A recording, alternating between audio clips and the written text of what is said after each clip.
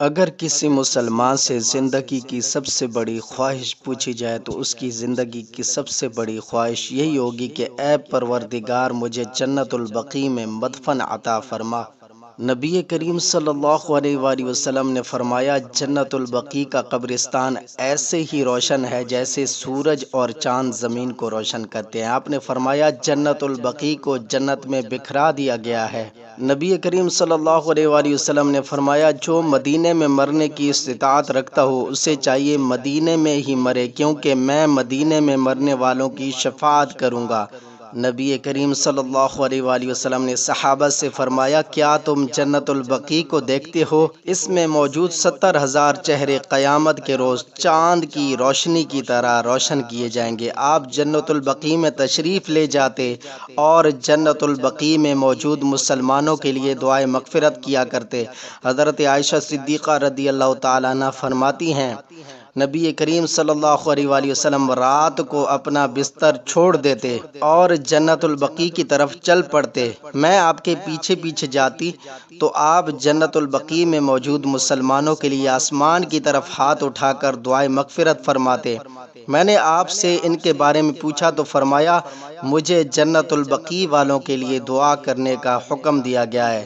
جنت البقیع میں دفن ہونے والے پہلے صحابی مدینے کے قبیلہ خزرج سے تعلق رکھنے والے اسعد بن زرارہ تھے۔ وہ انصار میں سے تھے اور نبی کریم صلی اللہ علیہ وآلہ وسلم کے مدینہ تشریف لانے کے 9 ماہ بعد ان کا انتقال ہو گیا۔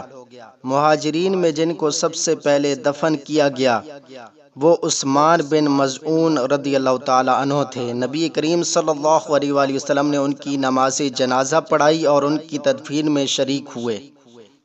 جنت البقیع قبرستان جیسا اب نظر آتا ہے، پہلے ایسا نہیں تھا، بلکہ یہاں پر ترکی والوں نے اہل بیت اور نبی کریم صلی اللہ علیہ وآلہ وسلم کے رشتہ داروں کے مزارات بنائے ہوئے تھے، جس سے آسانی سے سب کے بارے میں پتہ چل جاتا تھا، مگر بعد میں سعودیہ کی حکومت نے یہ مزارات ختم کرا کے تمام قبور زمین کے برابر کر دی۔ ان کا کہنا ہے کہ اسلام میں قبریں پکی کرنے سے منع کیا گیا ہے۔ جس قبر پر آپ کو 2 پتھر نصب نظر آ رہے ہیں یہ عورت کی قبر ہے، اور جس پر 1 پتھر نصب نظر آ رہا ہے یہ مرد کی قبر ہے۔ جنت البقیع میں قریب 10,000 صحابہ کرام کی قبور ہیں۔ نبی کریم صلی اللہ علیہ وآلہ وسلم کے گھر کے ممتاز افراد یہاں مدفون ہیں۔ حضرت خدیجہ اور حضرت میمونہ کے علاوہ نبی کریم صلی اللہ علیہ وآلہ وسلم کی تمام ازواج مطہرات یہاں مدفون ہیں۔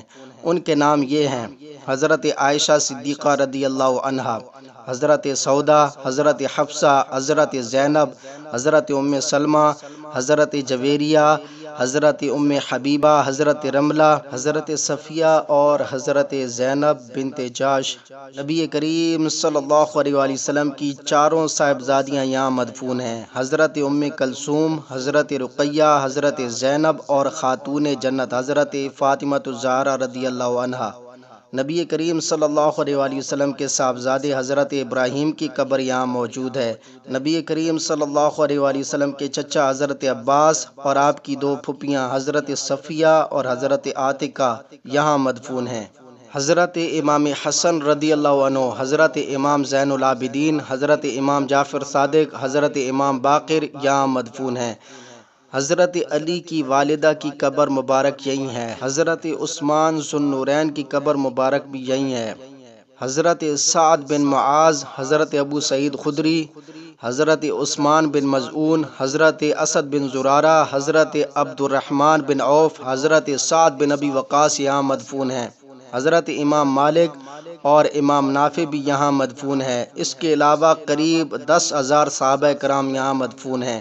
ایک مرتبہ ایک شخص کی جنت البقیع کے گورکن سے ملاقات ہوئی۔ اس نے جنت البقیع کے گورکن سے پوچھا، کچھ جنت البقیع کے بارے میں بتائیں، آپ یہاں قبریں کھودتے ہیں۔ اس گورکن نے کہا، آپ کو میرے جسم سے خوشبو آ رہی ہے؟ میں نے کوئی عطر نہیں لگایا، بلکہ خدا کی قسم یہ جنت البقیع کی مٹی کی خوشبو ہے۔ دنیا میں اور قبرستان ہے، وہاں آپ کو کیڑے وغیرہ ملیں گے، لیکن جنت البقیع میں ایک کیڑا نہیں ہے۔ اس گورکن نے کہا، جب ہم قبر کھودتے ہیں تو کئی بار قبر سے ایسی ٹھنڈی ہوا آتی ہے کہ میں قبر کھودتے کھودتے خود ہی اس میں سو جاتا ہوں۔